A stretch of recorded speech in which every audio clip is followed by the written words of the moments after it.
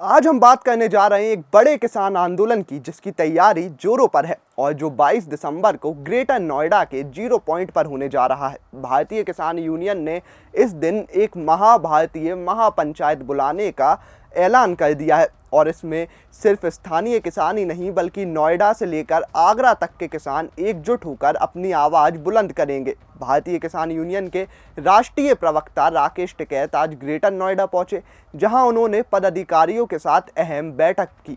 यहीं से आधिकारिक घोषणा हुई 22 दिसंबर को 0 पॉइंट पर एक विशाल महापंचायत होगी और ये आंदोलन यमुना प्राधिकरण क्षेत्र से प्रभावित किसानों की मांगों को लेकर किया जाएगा।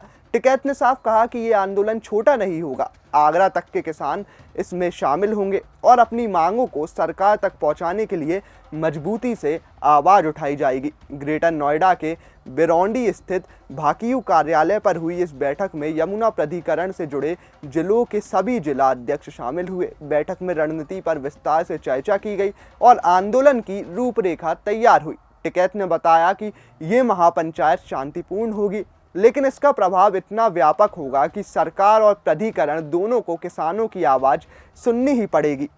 तो अब सबसे बड़ा सवाल ये कि किसान आखिर क्या मांग रहे हैं। आइए एक एक कर समझते हैं। पहला, टोल से जुड़ी समस्या का समाधान। किसानों का कहना है कि टोल क्षेत्र से जुड़े मुद्दों पर प्राधिकरण कोई सुनवाई नहीं कर रहा। दूसरा, आबादी निस्तारण। गांवों की आबादी और जमीन संबंधी फसलों में किसानों को न्याय मिले। तीसरा, 10% विकसित प्लॉट की मांग। भूमि अधिग्रहण के बदले किसानों को केवल मुआवजा नहीं बल्कि 10% विकसित प्लॉट देने की मांग है।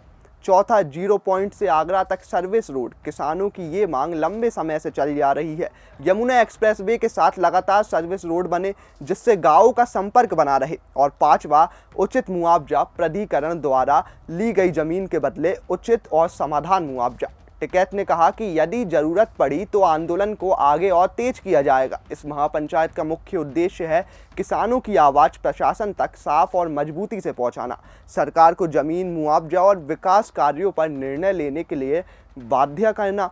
भाकियू का स्पष्ट संदेश है कि अब सिर्फ भरोसा नहीं, लिखित और जमीनी समाधान चाहिए। इस दौरान राकेश टिकैत ने भारतीय महिला क्रिकेट टीम को पहला विश्व कप जीतने पर भी बधाई दी। उन्होंने कहा कि देश की बेटियों में अपार प्रतिभा है और उन्हें भी विदेशी खिलाड़ियों जैसी सुविधा मिलनी चाहिए जिससे वे और आगे बढ़ सके।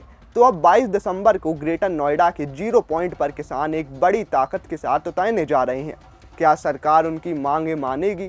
क्या ये आंदोलन एक बार फिर देश की राजनीति में हलचल मचा सकता है? आप क्या सोचते हैं? कमेंट में अपनी राय जरूर दें। वीडियो अच्छा लगा हो तो लाइक कीजिए, शेयर कीजिए और कमेंट बॉक्स में हमें ज़रूर बताइए।